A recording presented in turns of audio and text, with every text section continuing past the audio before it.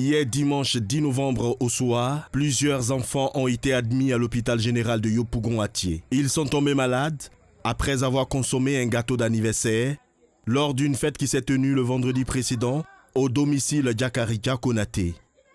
Ceux qui ont mangé le gâteau hier, il y en a qui sont à l'hôpital là-bas. Là, ici, resté là, en même temps, ma fille, elle m'a appelé. Ah, tonton, moi, ici, l'hôpital ici. Il ne me sent pas bien. C'est là, moi, je demandé, il y a quoi? Non, lui, il a un mot de vanne, et puis ici, j'arrive. Moi, en même temps, il a raccroché le portable. C'est là, maintenant, j'ai pris l'argent, j'ai fait direct pour aller derrière là-bas. Et moi, j'ai trouvé qu'en tout cas, il y a beaucoup d'hommes là-bas, ils sont couchés. Quand j'ai fait mon constat, je trouve que ceux qui étaient là de soirée dans l'anniversaire là, c'est eux. Ils sont couchés comme ça.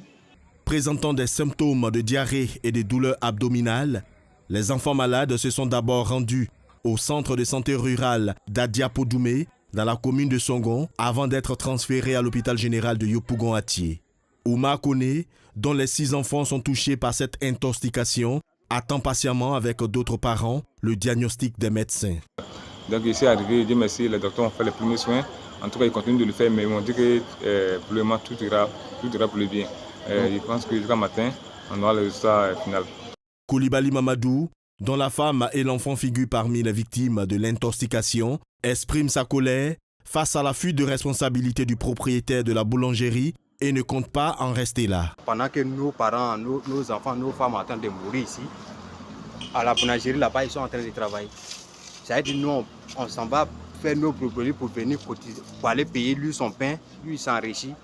Il y a ces maladies, on s'en va payer. En tout cas, nous, on veut poursuivre le mot là pour qu'il vienne répondre à ces actes.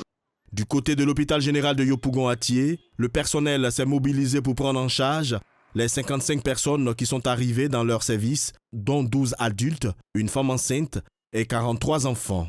Ne pouvant pas mettre la main sur le directeur général de l'hôpital, nous sommes retournés sur les lieux ce matin pour en savoir un peu plus.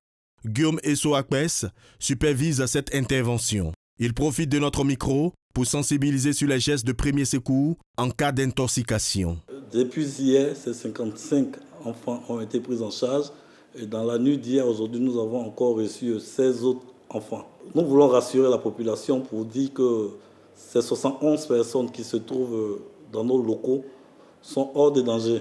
Ils ont été pris en charge. Ce que nous donnons comme conseil aux parents, c'est de ne pas paniquer, c'est d'amener rapidement l'enfant au centre de santé, c'est de donner beaucoup d'eau à boire. Et le centre de santé le plus proche déjà peut prendre en charge ce genre de difficultés, de problèmes.